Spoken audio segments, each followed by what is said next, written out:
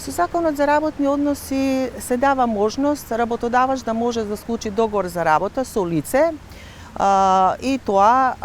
за работи кои што се надвор од дејностите на работодавачот, како што е вршење на интелектуални услуги или различни видови на услуги кои што не се опфатени во дејноста на работодавачот. При вршењето на ваквите работи, работодавачот со лицето треба да склучи договор за работа, во кој договор треба јасно да биде наведена периодот за кој што треба да се извршуваат работите, обемот на работите, висината на надоместокот за извршените работи. Значи, периодот за кој што се може да се склучи договорот ќе зависи од природата на работата, од тоа ќе зависи и висината на надоместокот кој што треба работодавачот да го исплати на лицето кое што ги извршува тие работи и работни задачи.